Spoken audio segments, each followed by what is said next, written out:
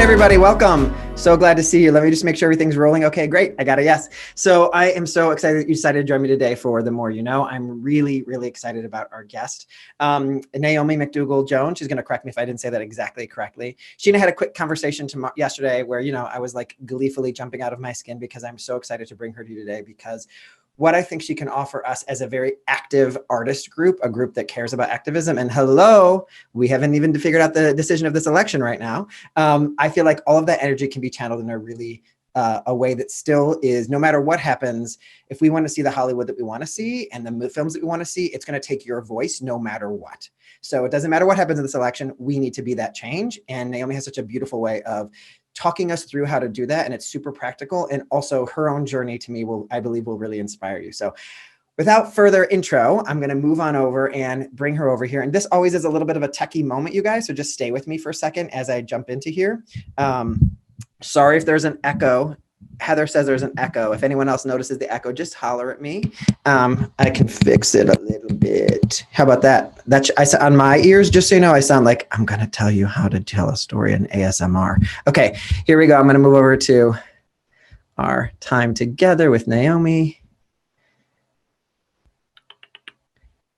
No, what is that? No, I don't want any of that stuff. Stop it. Thank you. So there's my desktop, you guys, which is not what you want to see. Hold on a second. That's the wrong way. Let me fix this. Here we go. Hang on, you guys. It's being real picky with me. It's not letting me show you her. It's letting you see me, which is really fun for me, but I want to show you her. So hang on a second.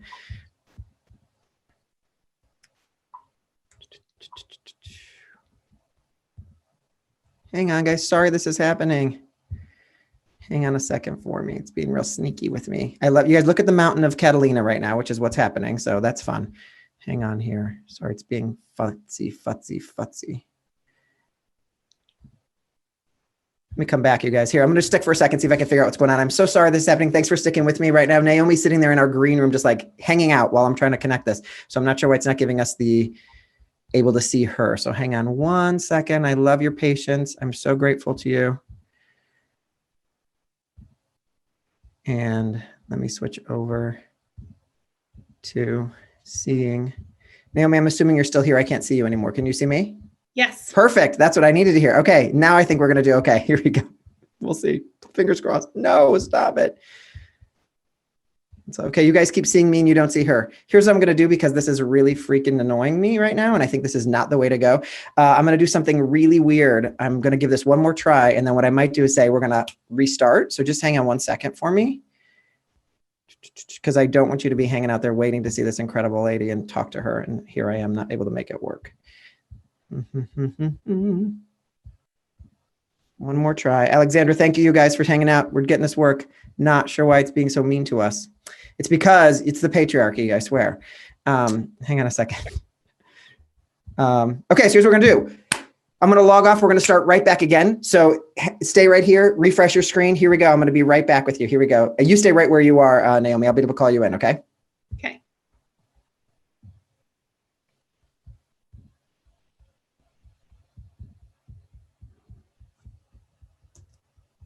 Okay, here we go. Fun. So annoying that happened. I swear to God, there's been an election-related tech vortex. Like the number of tech issues everybody's had in the last. I'm going to say that that's what it is. I'm going to say that's what it is, and I feel a lot better. So yeah, we're just going to go with it.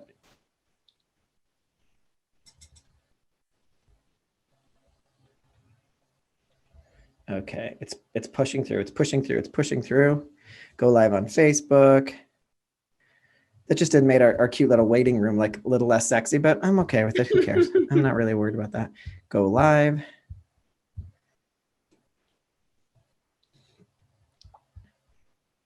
Make sure it's recording. Live recording. Yes, yes, yes. See if they can see it. Just making sure everybody can see us. You should be seeing me right now, you guys. I just want to make sure that's happening. Just going to test it. Here we go. We're coming back. We're coming back. We're coming back. Here we are. You see us. It's happening. Yay. Thank you so much for your patience, everybody. We're so grateful. Hi, Naomi. Thank you for dealing with that. Yeah. So look at the beautiful sunshine on your face. Do you want to tell everybody where you're coming in from? I'm calling in from Idaho. Awesome. Awesome. And Naomi and I were just talking about our undetermined election yet. And it might happen during this hour, which if everyone's phone blows up during this hour, please let us know what's going on because we would be excited to hear. The only difference right now is, you guys, it's gonna when I want to be able to take your questions a little bit later. When that happens, it might just take a second. But for now, I just want to welcome Naomi here. And Naomi, to get us started, because I shared a little bit about what you do, but can you share a little bit about how this came to you? Because that part of your story was really exciting to me as I learned about this. And this has been years now. This is not like fly by night. Naomi just picked this up. This has been years you've been on this journey. Can you tell us a little bit about how your journey to make this your voice really loud around this, kind of what sparked that, and where you are today? Because I think that years have passed. What kind of shows up for you? Yeah. So from the time I was a really little kid, I wanted to be an actress. That was like I was like laser focused on that goal. I was going to be the next Meryl Streep, like most little girls. Mm-hmm. And I went to acting school. I went to the American Academy of Dramatic Arts in New York, which I loved. And I got out and I was ready. And I had my headshots. I had my copy of Backstage. I was ready to go. Yes. And I started pounding the pavement, Actors Access, all the things. And after like a couple of years of that, it slowly began to dawn on me that the roles I was auditioning for were not, in fact, the roles that Meryl Streep plays, but the very supportive girlfriend, or the stripper with a heart, or the naked corpse number 4. And it just, like, over a number of years, I would go to these auditions and look to my left and look to my right, and there were these incredibly beautiful, talented women that I was competing against for these roles that I did not care about and didn't really think any of them cared about either. So being a naive white lady from Colorado, I was like, whoa, well, the problem must just be that nobody's writing great roles for women. I could write great roles for women. So why don't I do that? So with a friend from acting school, actually, Caitlin Gold, we were having this rant over sushi lunch one day. And I was like, you know what, we should just make our own feature film. We've both acted in a lot of very badly organized sets with very mediocre white guys. We can definitely do better than they can do. Like, if they can do it, we can definitely do it. And we knew nothing about how to make a movie other than having been on sets.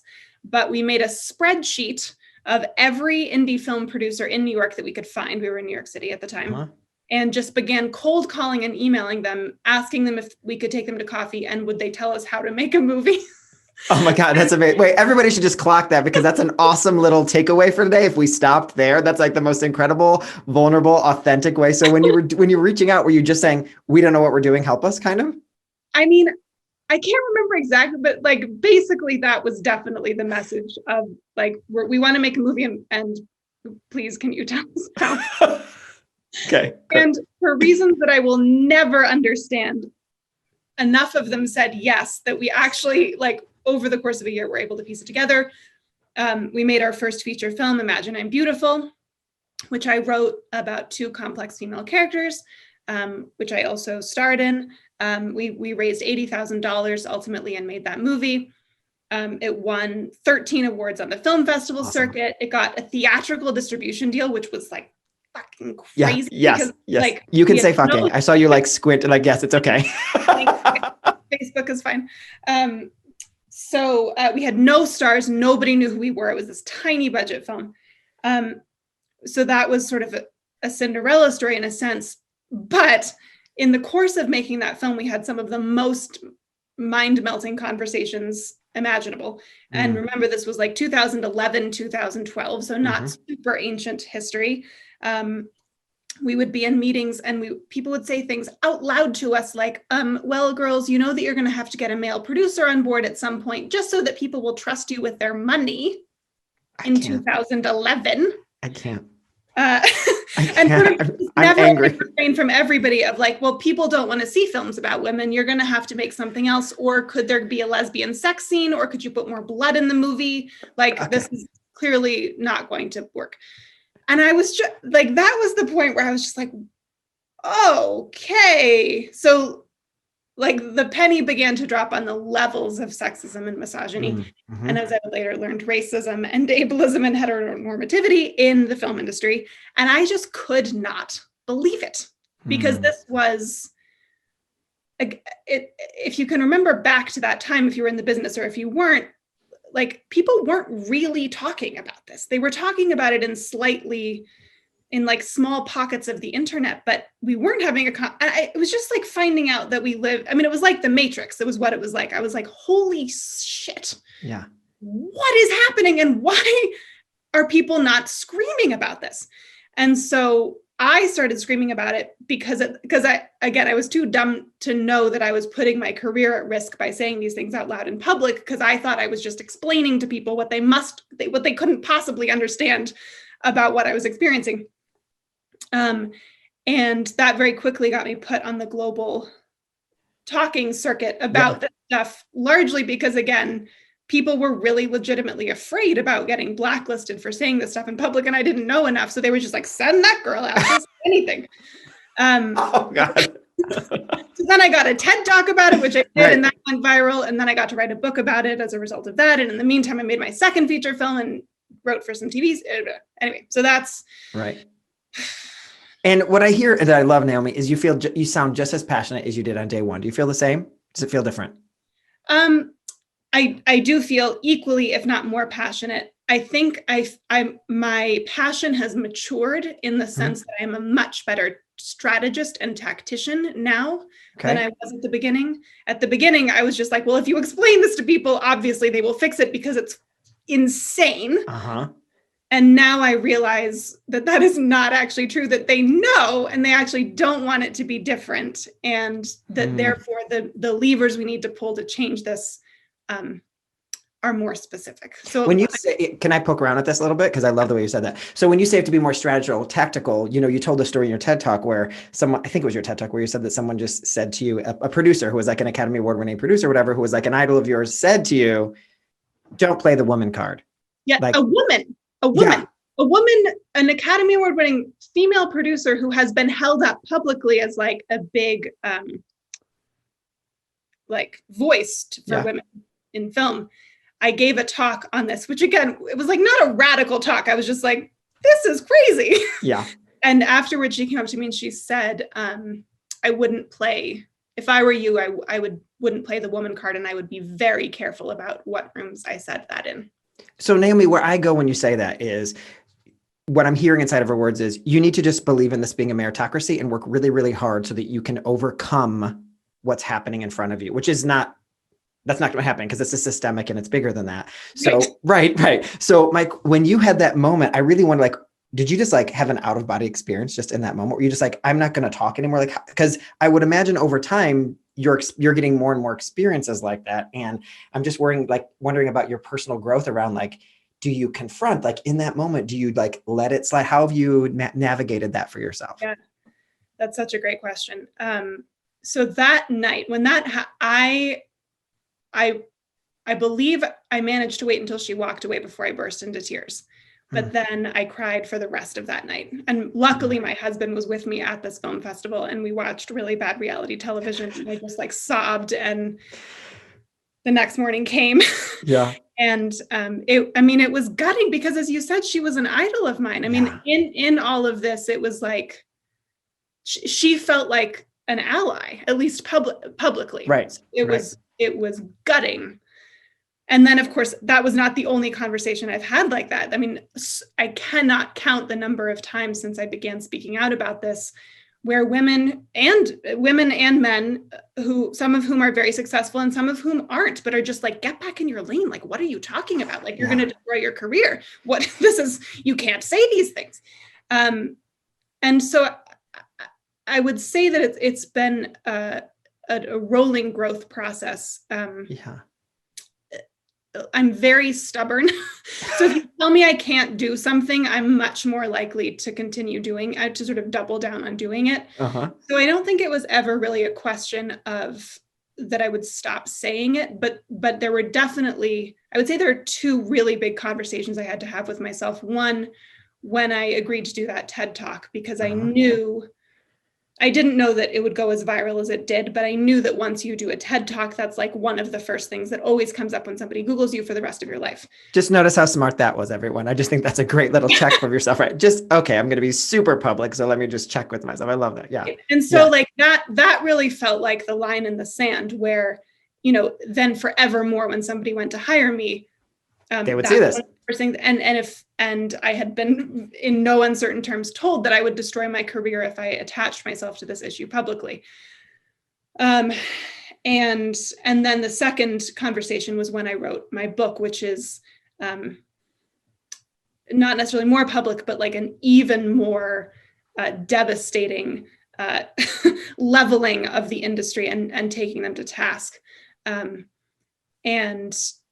both times it just came down to two things, really. One is that I believe so passionately in the importance of hearing from everyone's voices, that if I ultimately decided that if my career had to be sacrificed on the pyre for that cause, that was worth it.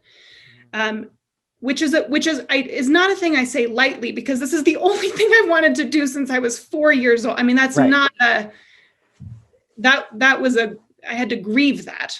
Yeah, I was going to say the mitigating of the two things of this is either as important to me or more important to me, because I don't want to believe into this belief, if you believe into the belief that you'll never work again, it's almost giving failure to the thing you're trying to work for.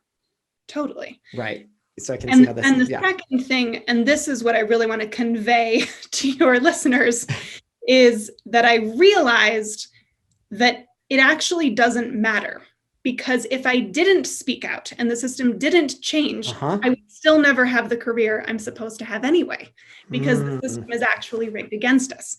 There's a section in my book about when I discovered this and then wrote about it in my book. This brought me to my knees. So there have been only five women to ever be nominated for Best Director Oscar, ever. Which is on its own bananas. Yes, yeah. There have only been 3 in the last 25 years. So if we're thinking about like modern cinema, sure, yeah. 25 years, there have been 3. So I was like, okay, well, but these 3 women got there, so like I could too. So what did they do to get through the system and win? And then I realized, okay, they have a number of things in common. One, they're all very talented. Very, very talented. That goes without saying. So this is Greta Gerwig, Sofia Coppola, and Catherine Bigelow. And Catherine's the only one to have won. So they're all white ladies. They're all cis, straight, able-bodied. Yeah. But actually, the thing they have in common is that every single one of them is either the wife or daughter of a man who had already won an Oscar at the time of their nomination. Wow. So that is devastating. I'm going to just take a pause. Does feel devastating. And I want to make sure that this isn't, because I think sometimes, well, let me find excuses why it'll never happen for me. That isn't what you're doing. This is actually looking at a systemic, like, I want to just see, how did it break? How could it possibly be? And I think it reminds me of when Robin DiAngelo in Right Fragility talks about how Jackie Robinson, like, he broke the color barrier. No, we finally let someone who is Black do well in baseball. We finally let them on the field. It feels like we finally let someone break through, and their permission slip was their husband. Their man didn't help. I don't want to put this about not being about their talent, but like you're saying, yeah, I love what you're saying here. So when you realize that, what that means is that in the last 25 years, it has not been hard. It has been impossible to reach the highest tier of your career if you are a woman, unless you are related to a man who has already won an Oscar. So then once you realize that, it's actually not that much of a decision, because either the decision is actually just to accept a lesser career and try and put all of your energy into trying to succeed in a system that will never let you ultimately succeed, or setting about trying to change it. Right. Wow. And so I just love that you're saying that. And you said, well, and I decided to go for that. And I think that still can be a scary moment, right? Especially when I'm imagining you're standing next to your actress friends who are getting jobs here and there, who are kind of good. And some of them are once in a while okay. And like scraps, I would say, I'm not going to paint that dark of a picture, but it sounds like that's sometimes what it is. Like 1 out of the 4 were actually something that was rewarding to them. Right. Right. One of the things that you said in your TED Talk that really stayed with me is some of the numbers that you really shared. And like you said, that your book is a more devastating look at it. And like, if I don't want to say this because the TED Talk is actually really brilliant, but if the TED Talk is the Diet Coke version of your book, because your book really goes right. And the TED Talk is like, so also charming. So like Naomi, it also makes it like palatable to understand, which I can tell is a very calculated choice. And is that like the tactics you're talking about and the strategies that you're talking about in some ways? Because I'm curious about how that fights or goes with the idea of centering and letting go of misogyny and patriarchy. Like, how does that does that make sense to you when I say that? Yeah. The choice to be charming with this information rather than, I mean, it might be just innate and that's who you are. And I get it. Right. But it does feel it feels low grade calculated. Okay. Yeah. I mean, so I think AOC said it best, which is that movements are built by addition and not subtraction. It feels really good to be righteously angry. Mm-hmm. The groups who have been oppressed for a very long time have every right to that anger. It is justified, and it is also not effective. Because because the goal of a movement is to change people's minds who don't already agree with you. And in order to do that, you have to invite them into something. And offer them something that is that position change as exciting, which it is, instead of like something that we're going to bludgeon you with. So absolutely, that's part of the strategy. Part of what you did, I thought was so incredible, is that you are saying your life is going to be better because you do this, not worse. Right. And I think that is I don't know that anyone says my life will be worse if ladies get to tell more stories. I don't think anyone quite goes there, but the connection that you make to being able to see more stories is going to be a huge benefit to you, both in your pocketbook and in your experience of the world. Well, and this is neuroscience. So there's a man whose name I can't remember at the moment because my brain is in an election fog. but he's a neuroscientist, and he studies like different sections of people's brains that go off in different situations. And what he's discovered is that when people feel that their social standing is being attacked in some way, that someone is trying to take away some piece of their social standing, at a visceral level, the same part of their brain that goes off when they're afraid they're going to be eaten by a lion is the same part of your brain that goes off when you feel like your social standing is trying to be taken away. And again, not that anybody's consciously thinking through, oh my God, if this lady gets to make a movie, then I don't get, then like I'm gonna, but that is the visceral experience that people have. And so again, it is justified to be like, fuck you, dude. I'm gonna like, get out of the way. Yes. But it's not effective. Got it. And when you were talking, go ahead. And I just want to put the caveat on that doesn't mean being weak, right? It doesn't mean being soft or like compromising, but it's a question of delivery. You know, like I definitely don't believe, well, we just need to be nice to everybody and play patty cakes. And then like, you know, eventually they'll just grow a conscience and get which is the perspective of some people. Yes. You know, I don't believe that, but I do believe that there is that how you try to get people on board who do not already agree with you matters. Right. And what I'm hearing you say, because I want to be mindful here, is like, we're not talking about tone policing, which is like, you're not allowed to say that because of the way you said that kind of stuff. But what you're saying is I actually made a decision because I want to see this change happen. And the way that I'm choosing to go that route is this very tactical and neuroscience, biologically based way of getting people on my side or understanding this, which I think is really, really powerful. Yeah. And to address the tone policing thing, I'm not saying that some random person on Twitter or whoever who wants to yell about something that happens and like yell about something, that's like, that is a right. I'm saying if you are somebody who is actively trying to change the system and that is part of your life's work in large or small ways, that there are different strategic decisions. Got it. Great. So I want to check in. So you did your TED Talk in 2004. Is that right? No, 2016. I'm sorry. I'm getting all my numbers right. 4 years ago. 4 years ago. Yes. And up until that point, it was about you kind of being outspoken, maybe let's say on smaller stages. Does that sound about right? And then the TED Talk happened. Me Too happened. And you got this incredible TED Talk called you. Ted called you. And what did Ted say? This is such a good story, I think. This is so weird. So I did the TED Talk 2 weeks after Donald Trump got elected. in 2016. And I think about 20,000 people watched it in the first year because I did it through a TEDx. So I was like on a smaller TED, right. Which to me, I mean, 20,000 people seemed like a lot of people. Yes.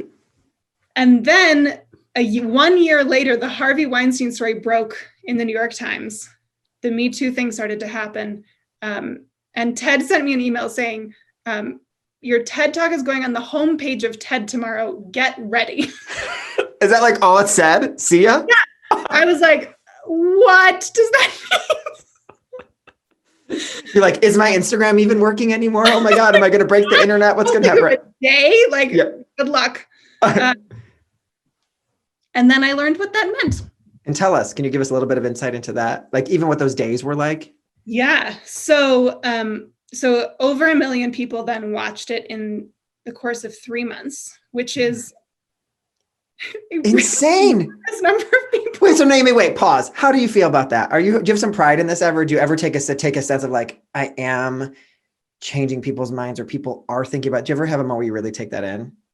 For sure. Yeah. Yeah. Have you ever, and I'm sure you've gotten emails and responses from people. Well, and this is the second. So what 1 million people watching your thing and responding to it translates into is I got thousands of emails,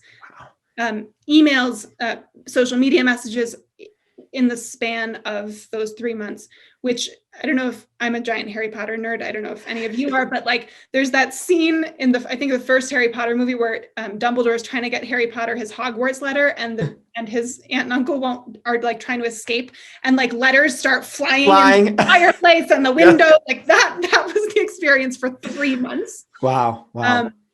Which was incredibly overwhelming and also so exciting. And what was most exciting was that so many of the emails were action oriented. So it was, where can I donate money? I want to fund women's films. How can I do that? I'm committing to your plan of watching a film by a female filmmaker per month. I want to support groups. Where can I find them? And I will say, I probably half of those messages were from men saying, I don't want to support the system. How do I help to change it? Great. Did you get any nasty emails? For that talk, I got surprisingly few, given that I was talking about feminism on the internet. I never read the YouTube comments because I'm not a masochist. There were definitely, and I think I didn't go on Twitter for quite a few days because there was definitely some Twitter stuff going on. But I asked that only because even in reaching out and sharing this with my email list, which some of the people I know better than others, I got a weird email and I was like, wow, I'm getting to know like, oh, you don't belong in this group. Please go to a different group because this group is about talking about this kind of work. Yeah. So it was really just interesting. I just wanted to see what that was like for you. So then because you alluded a little bit to the plan, can you share with us today? And I'm wondering, has your plan in any way morphed since you first said that? I'd love to just kind of highlight some of those as you kind of go through this with us. Yeah. And this plan is so doable. Get your pencils and your papers, picture pages, because I want Yes. And I love the way that you described the beginning of your TED Talk here. This is going to start with, tell me what it says at the beginning of your TED Talk. It's so special. I'm going to start with a story and end with a revolution. And it is so true. And we're not ending. We're too halfway through here. So tell me, can you give us a little bit more about the revolution, how we can be part of it? Yeah. So what the revolution points to and what all my work points to is like, we cannot just keep waiting for the people in charge to like get with the program and give us space. It's not that they don't know. It's not that they don't understand. It's not that they're not seeing the same data. They just really like being in power and having all the microphone and like, they don't actually want to share it very much. So the key thing is like, it is up to us. It is our actions that change this. So the 4 points are: 1, watch movies by women and people of color and underrepresented voices and actively seek them out because of the systemic oppression, they will be less easy to find. They will be less likely to organically reach you. So the pledge I ask people to take is to start by at least watching one film a month by a female filmmaker. If you need help finding them, there's a website called moviesbyher.com that's like this great interactive searchable database, intersectional, it's great. The second point is that we have to fund films by underrepresented voices. This is maybe less of a call to your folks who are probably struggling artists like me, but it's a call to the wider funding community that's one of the biggest places that we get stuck. And also, you said this great thing, Patacca, ask your eccentric relative. Like, we all have eccentric relatives there might be some money somewhere to ask for. So I also want to, I just love when you said that. Yeah. And also what I will say on that front to your community is you cannot wait around for somebody else to pick you and fund you. You have to find that funding because it is harder to find, and they are less likely to choose you if you are not a white, straight, cis, able-bodied man. The third thing, which gets to my third step, which is that you have to make your stuff. And understanding, again, you are just less likely to be chosen.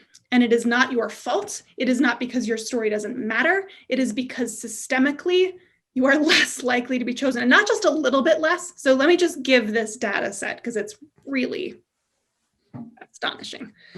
So in the United States, white men are about 30% of the population. You get it down to straight, able-bodied says it's less than that, but let's just say 30% for argument's sake. That means that the rest of us are 70% of the population, more than 70%. Just to give you one data point for Hollywood, to this day, 95% of studio films are directed by men and overwhelmingly white men. 95%. So what we're talking about is that 70% of us are being squeezed into 5% of the story universe. Yeah, and can I just share what came up for me, Naomi, just is like, if I'm not a little girl, but I'm going to imagine myself as a little girl who's watching the movies that are all directed by white men, and I'm aspiring to be an actor. And to me, the image of an actor is what they have shown me. And so maybe even my imagination is limited. I mean, I can say that as a gay man, that maybe my imagination, I can only play those types of roles. And so it can feel totally disorienting to believe there's actually a lot more to be told here. Well, and it's even worse than that because stories shape the universe that we understand outside of movies. So it's not just the little girl who's trying to be an actress. It's the little girl who's trying to be a human being and everything she has been told in the narrative universe, which again, neuroscience says will go on to shape her purchasing decisions, her career choices, her relationship status, her view of herself, her view of other people. All of that has been shaped by the white male perspective to the extent that we can't imagine that there is anything else. And never mind the little girl, what about you? Yeah. And so that's important. I want to make sure, I don't want to let go by that. But the truth is, it doesn't matter. This isn't only about women audiences either. This is about all of us missing it. This is about men being affected. This is about this is every non-binary. It's about everyone being affected by this imaging. Right. I want to make sure that I cast that net. Yeah. Right. And so this is, so the problem is that now that there are all these like, okay, well, we'll do a diversity program, or there's like these programs that are choosing like 5 of us a year from that entire 70% bucket. Right. Then the math just doesn't work. Like it will be 300 years, literally, if we continue at this pace before we achieve anything like parity in Hollywood. Right. So I don't have 300 years to wait. You probably don't either. Yeah. Even if medicine improves. So you have to make your stuff, and you can't wait for them to pick you because they're not going to pick you. Or maybe maybe they do, but again, you're choosing a career that will never be. So find a way to tell your stories no matter what. And it is actually your civic and responsibility and moral and ethical responsibility to tell your stories. And it doesn't matter if it's on YouTube. It doesn't matter if it's on your iPhone. It doesn't matter. You have to tell your stories and find a way to get to the audiences who, by the way, want to hear them. Because this is the other crazy thing, is that films by and about that 70% actually make more money. What we used to call like chick flicks, is that what that's part of the you talked about it. I think they say like that's a woman's film or a woman, and that's Right. not the way that's actually not how it is. That's not the attendance that we show that happens for those. That you were saying like not studios would be like, we're going to put a little bit of money into those couple of films when actually those films would actually bring in more money anyway. Well, and this demonstrates again that we can't be naive about how on purpose this all is, because they would actually themselves make more money if they made these other movies. So the fact that even money isn't enough to give up their power and their control of the microphone, demonstrates that they know and they don't care. They would just like to maintain those things. And secondly, how important it is. They wouldn't be fighting us this hard if it didn't matter. Got it. I mean, so make sure everybody got all those 4 steps. Can we just give them like an underline? Okay. Let's give the 4th step is that we have to disrupt the mechanisms by which films are financed, developed, produced, and distributed. Because the good news is that those the processes by which those happening are broken anyway and breaking more all the time, and COVID is accelerating that. But we have to find new ways. So we can't all keep submitting our films to Sundance and assuming. We can't all keep going to the same financiers in Hollywood and assuming. We have to innovate and find ways around to get our films financed, to get our films made, and to get our films distributed. And if we can crack that, that's the whole game. Got it. So as you're talking about this, I want to, so let's go through, let's narrow down the 4 steps again so everybody gets it, right? Watch films by underrepresented voices, actively seek them out. Right. Fund films by underrepresented voices. Yep. And seek your own funding. Make your stories no matter what. No matter what. And disrupt the cycle, disrupt the current systems of financing production and distribution. The 4th one feels the hardest I think for people to grab onto who might be in this audience right now. Can you speak to that just a little bit more so they might have a better understanding or where they might have a place in that? Yeah. Okay. So part of this step probably isn't for you. Part of this step is for entrepreneurs to say like, hey, there's money being left on the table here. Like, create businesses that will disrupt this cycle.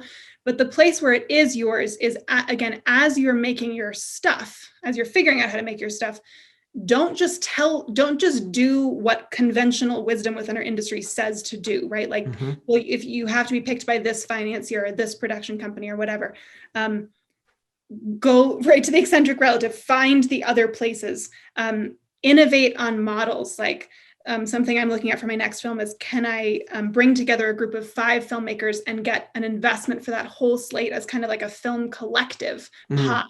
For my second feature film, Bite Me. So my first feature film, Imagine I'm Beautiful, we went in the system, right? We got a traditional distribution deal. Again, it felt like we were Cinderella.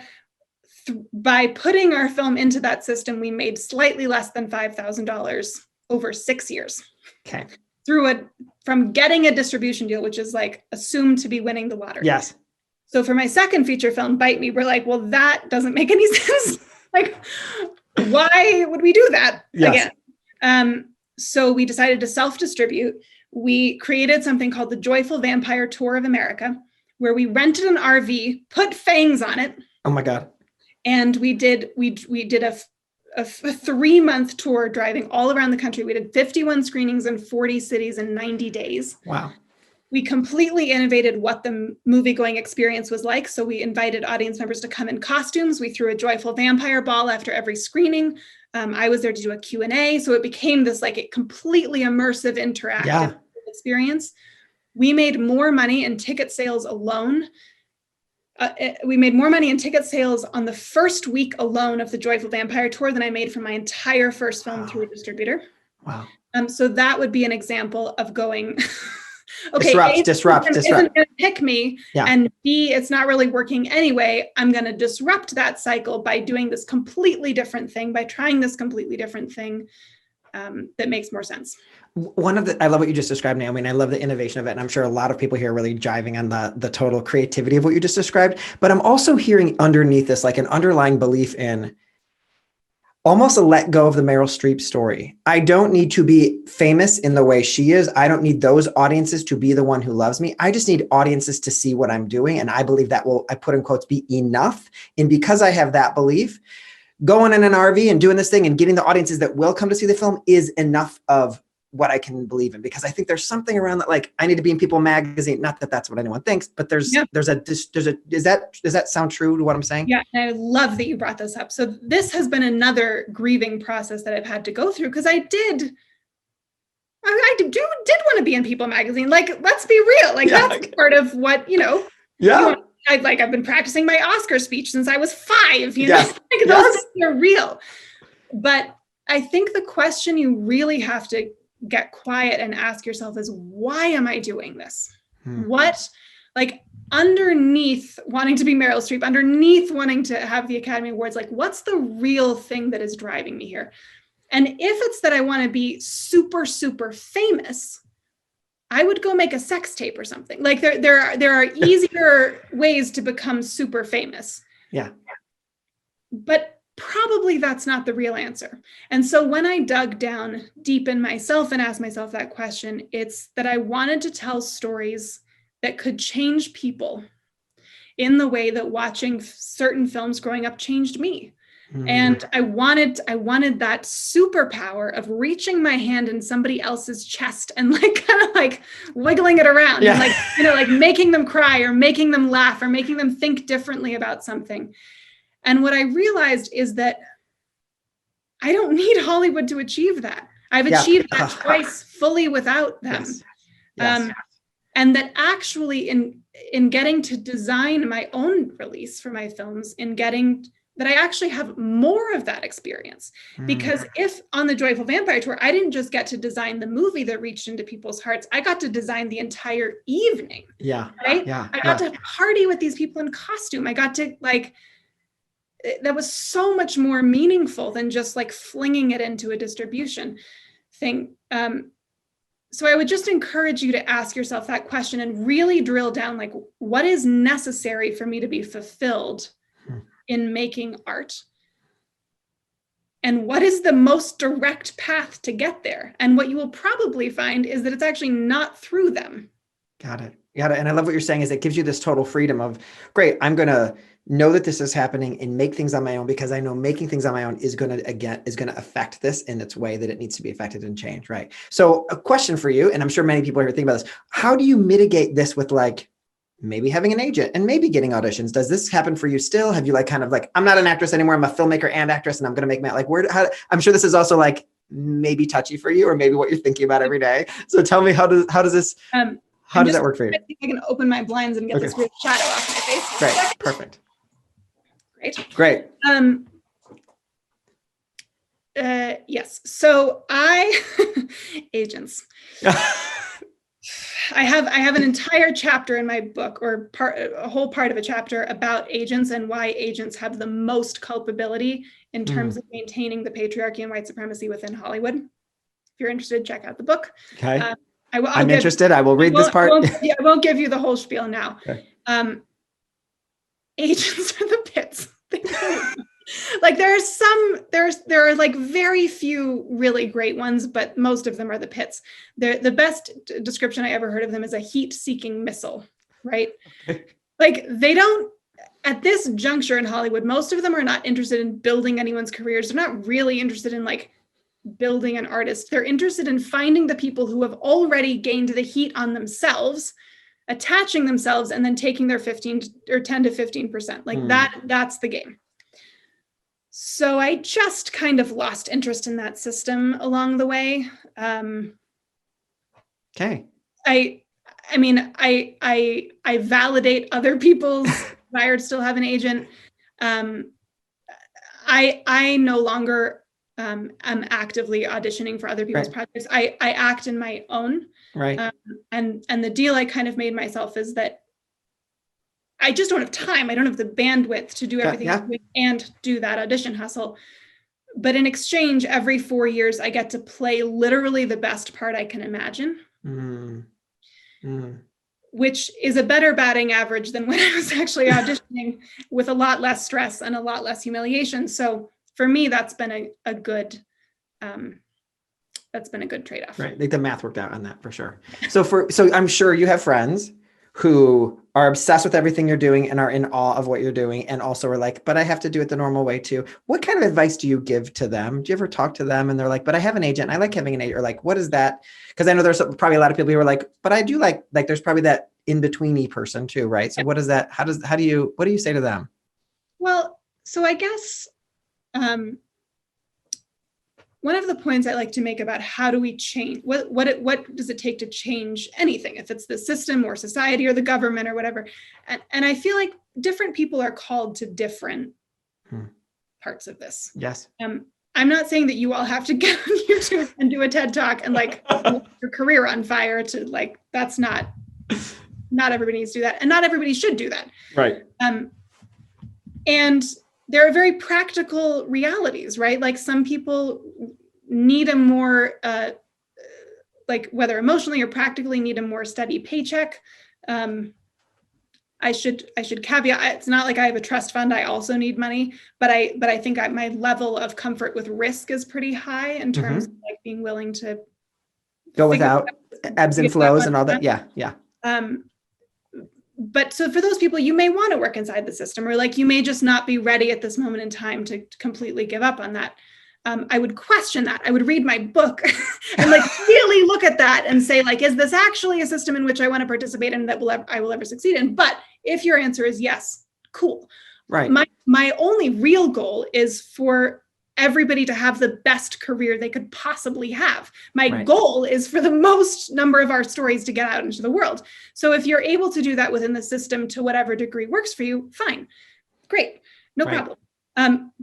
But what I would say is the critical thing is never let them assign you a value. Never let them determine what your worth is as a human being, as an artist, and never let them tell you that your story isn't worth something, because it is. And again, you have to understand that they will tell you that because of systemic sexism and racism and all the things, not because it isn't worthwhile. And so if you're able to make it within the system, great. Like if you're one of the ones that sort of ping up through and you may not get all the way, but you're going to get far, great. That's wonderful. But just never let them take anything away from you, Yeah. I guess I'm part of what I'm hearing you say, Naomi, is that like, sure, go in through the system and get what you can get there with the consciousness around, I'm choosing this. And there might also be something else where I'm going to make sure my story shows up. This might not be all that it is. Because I love when you say, get behind why you're doing this. I mean, this is a group that is familiar with that we talk about this all the time, about your calling. So you guys all get that. I know that. But like, if you can get in touch with that, there might be an arrangement that you have with the straight and narrow and what you want to create. Right. Yeah. And so I think there's something around like knowing that I am going with the system as opposed to, right. Like instead of like, yeah, I'm just letting it happen to me, which is where part of that worth I think you just described comes up for me as you describe that. Yeah. And I think educating yourself is critical. Educating yourself as to how oppression shows up in that system, because it's really sneaky, right? Like it's very rare that you have this situation of somebody actually saying out loud to you in a meeting what's happening. Sometimes that does happen. I would say it happens less often now. Now it's more often under the surface. So I don't mean to keep plugging my book, but whether it's reading my book or watching, like you need something to help you understand the tiny day-to-day mechanisms by which this is going to happen before you decide to go into the system or before you decide to continue in the system. If you look at that and you understand, you say, got it, understand, I'm going in anyway. I'm behind you all the way. But then when those tiny little things happen, it's not going to eat away at your self-confidence. You're like, oh, Naomi said this was going to happen. Great. This is happening because I'm a woman, not because I'm bad. Or because I'm not talented or I'm not worth it. Any of the crap that comes up. Yes. But what I don't want for you is the emails, the now hundreds of emails I've gotten back from after my book came out, of women who are many decades into their careers sending me these long emails saying, oh my God, I've just wasted the last decades of my career because I didn't know, because nobody ever explained this to me. And so every time one of those little things happened, I went home and I tried to figure out how to fix myself. And I tried to figure out like what I could do better and how I could change, and beat myself up about why I wasn't talented enough, and tried to make myself into the right kind of woman. This is why my book is called The Wrong Kind of Women. Yeah. And now that I read your book, I understand that it wasn't me. It wasn't me, it was the system. Yeah. But now I've spent the last 30 years wasting all of this energy beating myself up, where if I had just known, I could have used that energy to just figure it out, like figure out a way around, figured my way through, used it to galvanize my determination. So just please educate yourself before you continue on in the system. Right. I think that's such a powerful statement. And thankfully, that's why I think a lot of people are here today, is actually to hear this point of view. And that we talk a lot about in this group around like that you are at choice when you're inside of this business, and we put ourselves in the position of not being a choice. And what you're describing there is educating yourself so you know where this is actually, it's like you said, it's sneaky, it's insidious. That's the part that I think is so, you have no idea it's happening. You can have no idea when it's happening. I wanted to ask you one more thing about what you just said. I'm going to take a few questions. If you have questions, you guys pop them into the chat and I will see them on the page. Let me just refresh this so I can see them. But Naomi, one of the things I wanted to ask you about is what you just described, like know what you're doing, know when it's coming up for you, is the actors out there who are thinking about making something for themselves. Like when you talked about share your story, like I'm sure that the vampire film that you made, which is sci-fi in its own way, right? Like, and it's still your story. When you say your story, can you define that a little bit more, what you mean when you're saying that? Absolutely. So, I mean, it's just the artist thing of like, I don't mean make your biopic. Right. Your biopic probably isn't that interesting if you've been an actor. Like, don't make another actor trying to succeed in whatever movie. Like, right. But you're a human. You've experienced pain. You've experienced love. Hopefully, you've experienced excitement. You've experienced rejection. You've probably experienced a lot of rejection. Mm-hmm. So I think it's about how do you take those things that are that are true, that are your human experience, but then filter them out through other stories, that the details of which are not your life. Mm-hmm. So I'll give you an example. My first feature film, Imagine I'm Beautiful, the lead character who I play, and I also wrote the film, is a woman with borderline personality disorder. And one of the features of borderline personality disorder is that they constantly try to morph themselves into being whoever the person that they're with wants them to be in this very extreme way. And you kind of can like become different people to earn love from whoever you're with. So I don't have borderline personality disorder, luckily for me. But I'm a woman. So I have been trained to morph myself in certain ways so there's like a seed of something that I can really understand and know, that then I was able to sort of like amplify out into that character. I'm not a vampire. Surprise, everyone. I'm not part of the real life group of people who identify as vampires, which is what the film is actually about. But I've been in many situations in my life where I felt like an outsider, where I have felt judged in various ways and felt outside of mainstream society. And so like that is a seed that I could then amplify out into those characters. Right. So I hear, I'm sorry that you saw my eyes moving. I'm just trying to see if there's any questions at the same time, but I'm taking what you're saying. And I think most of us get that, right? We're not saying make your biopic. I think it's beautiful the way you said, like, you know how there's a part of your story, there's part of your experience that you can bring to us. And as you think about this and you're saying that there are underrepresented stories, the one that you just described already has so many details in it that I'm intrigued, and also feels underrepresented like you just described. When you're speaking to someone who's thinking about making content, are you at all like driving towards, if someone was ever going to come to you and say this, right? Or you say like, that feels trite. Like, what is your litmus test for that isn't the blood and guts? Or is there a way that you kind of go there to make sure that it doesn't feel like what we've all seen before? Where does that come up for you? I know it's a tough question. It's a great question. I think one thing to think about is making a movie takes a really long time and a really lot of energy. So like years of your life. Right. So if you're thinking about what to write about, if there's an idea that you would be willing to spend 4 to 5 years of your life getting made, it's probably a good enough idea. What I will say is I do a lot of audience testing throughout the whole process. So I'm also a rewrite nut. I rewrote my first film 52 times before we got to set. I rewrote my second film 48 times before we got to set. And I believe in, I mean, you don't have to rewrite that many times necessarily, but I believe in that level of rigor at the screenplay stage, because it's the only stage of the filmmaking process where you can fix any problem for free. Yeah. Great. That's so good. Fix any problem for free while you're writing. So good. Yes. Yeah. And so many films, I think particularly now, don't put enough energy into their screenwriting stage. And then they discover all these problems on set that could have been solved before, but then can't. But during that rewrite phase, I will have, I would say between 20 and 30 readings for, at first, just like my very trusted close group of people. And then sort of like as the script gets better and further along, to ever expanding groups of people, of like acquaintances, and then ultimately to people that I don't know. And that's a very crucial stage, because anybody who loves you is going to find things to love about your screenplay. But you want to, at a certain stage, you want to start testing it against people who have no investment in telling you that it's any good.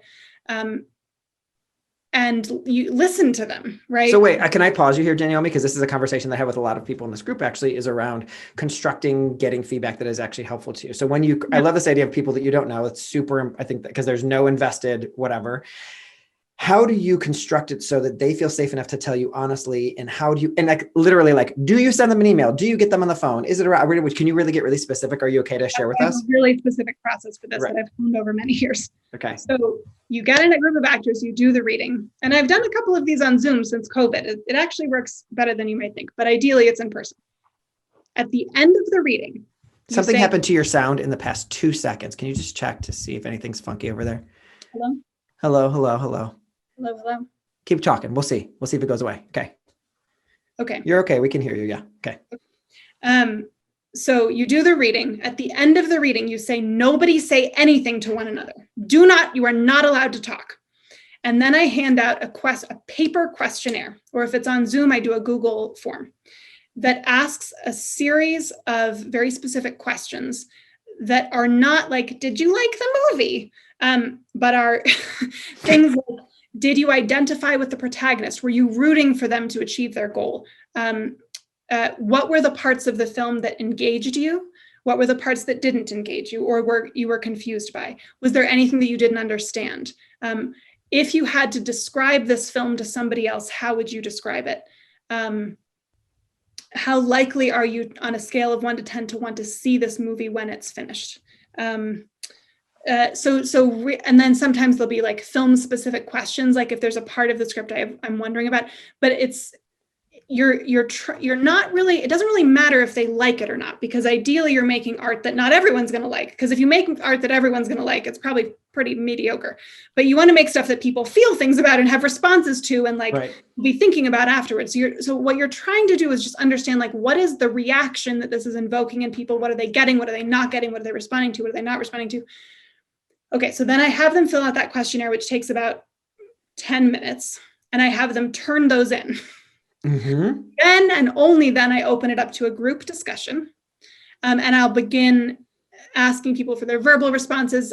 That gives me an opportunity to ask follow-up questions, dig deeper into responses. But critically, that group verbal response section is mostly going to be trash, because they're going to build on everything else everyone says, right? Mob mentality sets in, right? Either somebody says something at the beginning, like, what about the dog? And everyone's like, yeah, what about the dog? But nobody thought about the dog before the first person said it. And also what tends to happen is people will get into fights with each other about things. Like one person will say, I really love the mom, or I wanted to know more about the mom. And somebody else is like, the mom was perfect. You don't need to, they'll like start fighting with each other. So that, you have to do that piece, because is it feedback theater? You're like, you get to do this because you need to do this because you shut up, say, but really I don't care. Exactly. Okay. Feedback theater. Sometimes you get useful things, but it's really critical that you listen less to that than you do to the unadulterated questionnaires before this mob mentality set in. And also another really critical thing on taking notes is that most people are terrible at giving notes, right? If you have a screenwriting teacher, you have somebody who's like a script analyst, they will give you good notes. Basically, everybody else, you're trying to hear the notes under the notes. Right. What most people will do is they'll sense a problem, and then the note they give will be trying to fix that problem, but they'll be trying to solve it for you rather than telling you what the problem is. And often their solutions will be really dumb, right? So if somebody says, I really feel like there needs to be an alien invasion in act number 3. If the danger is that you go, oh my God, does there need to be an alien invasion in act number 3? And then you spend a lot of time, maybe you try the alien and you waste all this time. The note under that note is, the middle of act 3 felt really boring. I wanted something more exciting to happen and it didn't. Maybe an alien invasion. Got it. You need to, but you as the writer go, act 3 isn't exciting enough. Something. They were a little bored. They were a little bored. Something needed to happen for them. They needed something to happen. They needed to be, And so now as the writer, I'm going to come up with an actually good idea of what can solve that problem. And actually your idea, which I think is also can feel good, right? So I love what you just said about that, because I think a lot of us will hear those suggestions and just think the suggestion is a good idea. First of all, like, what is the problem underneath it? And then one of the things that I notice when trying to get feedback is people will vote.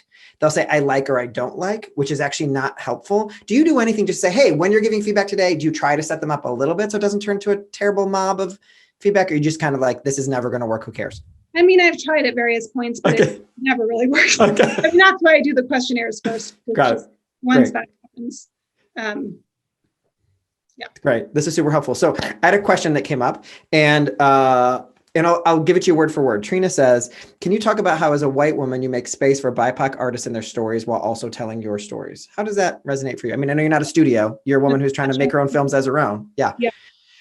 So I feel like that question is something that as a culture and as a community, we are trying to figure out our way through right now. So I don't feel like there is an answer. I feel like there are a lot of different good faith answers trying to solve that question. But I'll tell you where I am at this moment at 11:02 a.m. on Thursday. Got it.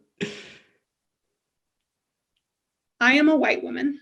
I move through the world as a white woman. Therefore, as an artist, the thing I can speak to is the experience of a white woman.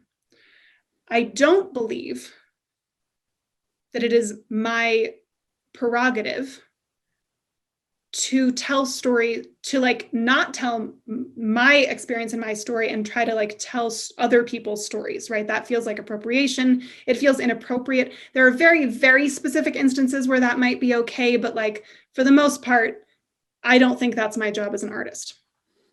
I believe my job as an artist is to tell stories from my perspective. Now, as a hiring person who then hires people to work on a project, I believe it is my responsibility to make sure I do a good job of hiring intersectionally, right? And making sure that I have the kind of representation in the surrounding cast, in the crew, in all pieces, to give me a diverse set of voices and a diverse set of perspectives, which will only make my movie better, and also I believe will make society better. And then as an activist, I feel an intense responsibility to prioritize BIPOC voices because I understand that in the historic hierarchies of oppression, that those have been the least represented voices. So as an activist, that's a super separate thing for me. Then it's prioritizing the BIPOC voices. And the tricky thing, of course, is that I am a white woman who's been handed a microphone on this. And historically, it's most often white women who are handed the microphone. But it's tricky because it's not like if I gave up the microphone that they would necessarily give it to somebody, a woman of color. So I think my job is to make sure when I'm speaking that I don't speak for other people, but always advocate for experiences outside of my own also. And then in any action that I'm taking to prioritize more marginalized voices than mine. Right. Beautiful. And I'm curious I love the way you described that. And I'm also curious, I like that you almost talked about the 3 different ways that you approach this and the way to do that. I'm curious if in those feedback sessions, or when are you always trying to make sure that you're inviting for lack of a better word, diverse audience of people to give you feedback on your film so that you're doing a great job, I would imagine. Yeah, for sure. Yeah. Which isn't the same. I know that's not the same as what we're talking about, but I'm also trying to see how you're. But I also think that not all films have to be for every audience either. You know, like, and again, the stuff all gets very nuanced and complicated very quickly. Yeah. But yeah, I don't know. It's a very complicated thing that we're navigating through. I don't think, again, like, I am a white woman telling stories from a white woman's perspective. I'm not going to try to force that perspective down the throats of Black women, you know, like, it's available, but I'm not going to, like, aggressively, you know, because, like, they've heard from a lot of white women, you know, like, so sure. But there are white women. I mean, it's not like white women's stories have been exactly told at anything like parody either. So there are audiences that do really need to resonate and hear with those stories. So I just think from an audience perspective, it gets even more complicated. And I think my job as an artist is to, again, tell the stories that I can tell.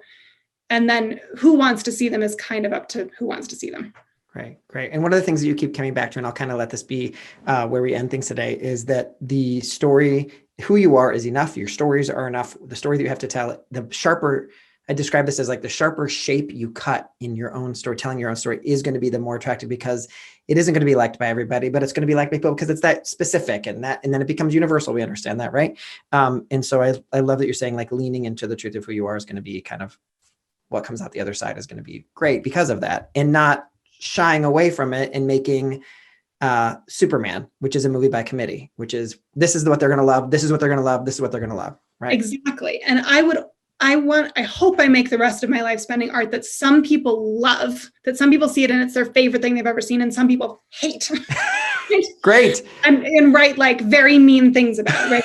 That is, to me, that's a better outcome of art than yes. As you say, art by committee, where, like, everyone kind of goes, that was nice, and then forgets about it the second they walked out of the theater. Right. Which isn't to say you don't want to have critical acclaim or have that's not what that is, but it is saying, I think is so important, is if you don't cut a sharp line, then you're actually not making much of a statement. You have to have someone who doesn't like what you're saying. Otherwise, I think you're actually not saying anything. It actually it's an example of you not making a strong enough statement. It's being safe.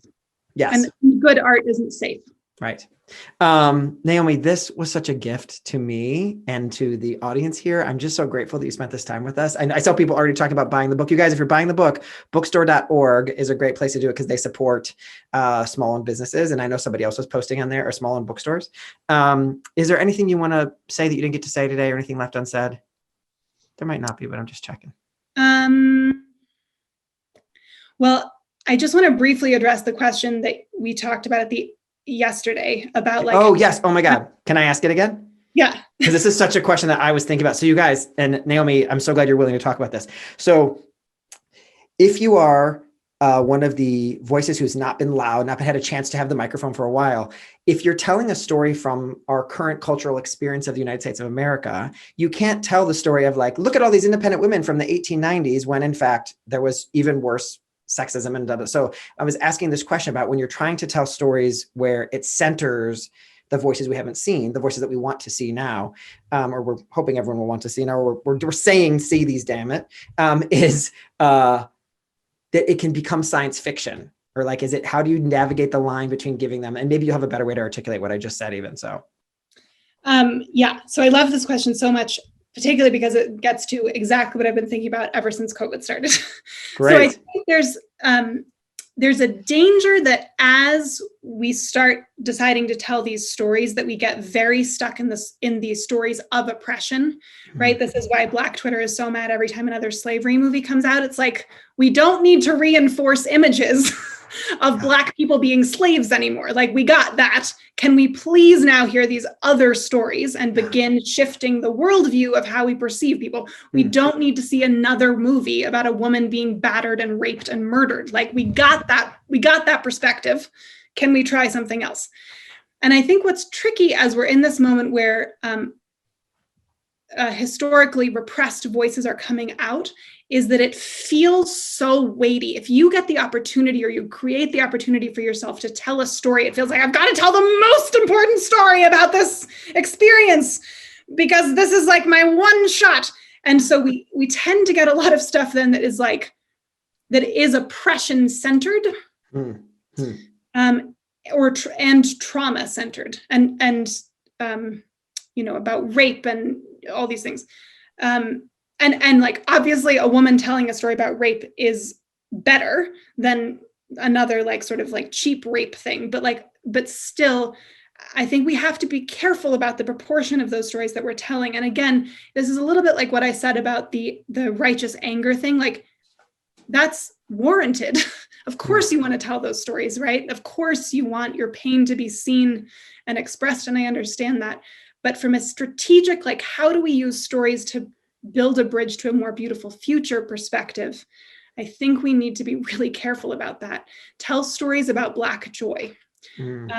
Tell stories about women who are empowered and like maybe in the 1890s, if you're telling historical stories, there are plenty of stories of women who did fucking incredible things, even in those constraints that have never been told before. So there's that, but also like the world that Hollywood's representing on screen is way more regressive than the world we actually live in. So like, even if you just close the gap to representing what is actually happening right now in terms of women doing amazing things, in terms of women being free and wearing clothes that cover their bodies and just like being complicated humans, there's just like so much territory there. And then I think the thing I've been thinking about since COVID is it's specifically this question of how do we use stories to build the bridge to a more beautiful future? Which then takes it a step further. So then we get beyond just even catching cinema up to the present, which is like its own huge thing, but saying, okay, what do we actually want? What are the beautiful details of the future that we actually want of a society that is inclusive and kinder and more representative?